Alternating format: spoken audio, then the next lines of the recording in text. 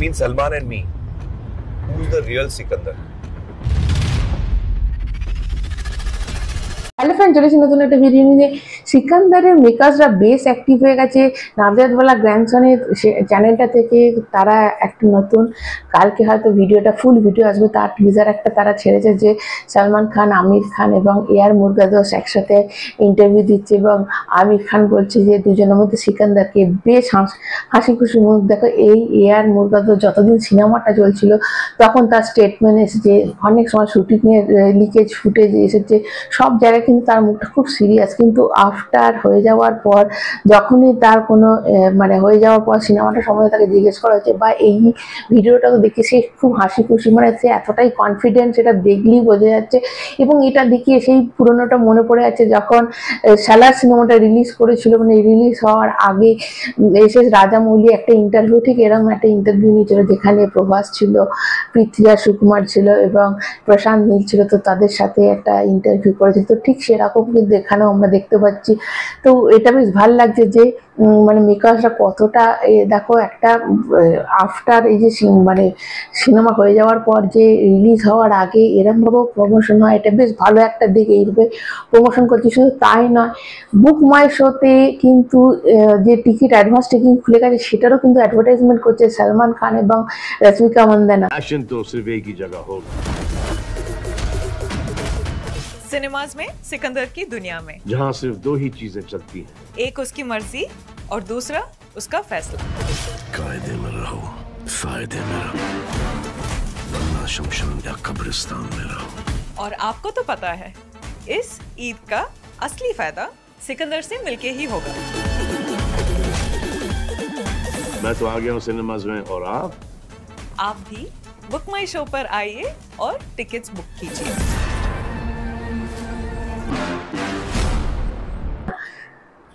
তো এটা বেশ এইগুলো দেখলে বেশ ভালো লাগে। হ্যাঁ, যে তারাও কতটা সিরিয়াস, যেমন সলমান খান সিরিয়াস তেমন তার মেকার্সরা সিরিয়াস এবং অবশ্যই রশ্মিকা মন্দানা, সবাই কিন্তু এটা পড়ে লেগেছে। দেখো সেরকমভাবে হয়তো গ্রাউন্ড লেভেলে গিয়ে সেরকম ইন্টারভিউ মানে সেরকম হয়তো তারা প্রমোশন করতে পারছে না। কালকে তবুও মুম্বাইতে তারা করেছে, কিন্তু সেইভাবে করতে পারছে না, কারণ তোমরা জানো যে সলমান খানের একটা সিকিউরিটির ব্যাপার আছে।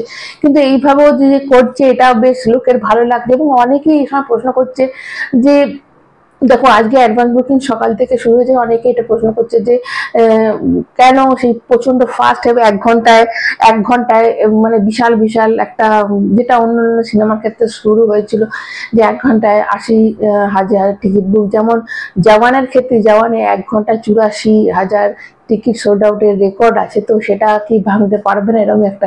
দেখো প্রতি ঘন্টায় কিন্তু যথেষ্ট টিকিট বুক হচ্ছে। শুধুমাত্র যে বুক মাই শো তা কিন্তু নয়, এটা national change, PVR, INOX, Cinepolis, এখানেও যেমন অ্যাডভান্স বুকিং হচ্ছে। এবং আর একটা যেটা তোমাদের আছে, একটা ডিস্ট্রিক্ট শপ বলে একটা অ্যাপ আছে, তো সেখানেও কিন্তু 120 টাকা ক্যাশব্যাক আছে। তো সেখানেও কিন্তু টিকিট, ওখানেও অ্যাডভান্স বুকিং স্টার্ট হয়ে গেছে। তো সব জায়গা মিলে কিন্তু অনেক কম আছে। তোমাদের আমি বলে দিচ্ছি, পিভিআর, আইনক্স, সিনেপলিসে 12,000 টিকিট দুপুরের মধ্যে সোল্ড আউট কিন্তু হয়ে গেছে।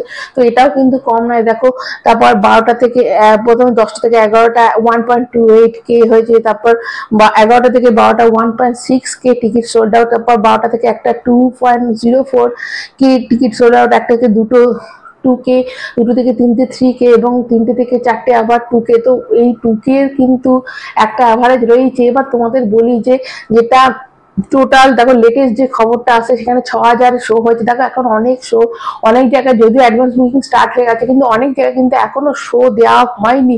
তো আস্তে আস্তে সেটা যত বাড়বে তখন কিন্তু হবে। এবং তোমাদের তার সাথে বলে দিই যে বুক মাই শোতে কিন্তু যে টিকিট অ্যাডভান্স হয়েছিল 69 লাখ কিন্তু অ্যাডভান্স বুকিং এর টাকা উঠে এসেছে। এবং উইথ ব্লক সিট যদি সেটা 3.5 কোটি টাকা।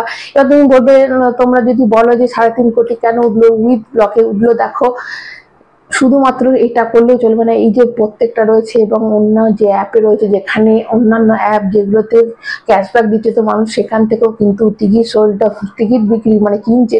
এবং অনেক মানুষ আছে যারা ওয়াকিং গিয়ে টিকিট কাটছে। তো যেহেতু রবিবার সিনেমাটা হচ্ছে, তো প্রচুর মানুষ ব্লক সিট, ওর জন্য বেশি। দেখো রাত্রিবেলা যে মানে আজকে সারা দিনের পর রাতে যে এখনো কিন্তু পুরো মানে ফিলিং ফার্স্ট কিন্তু এখনো একদম আসেনি। তো তোমাদের একদম খুলে তো এখন একদম বলা যাবে না।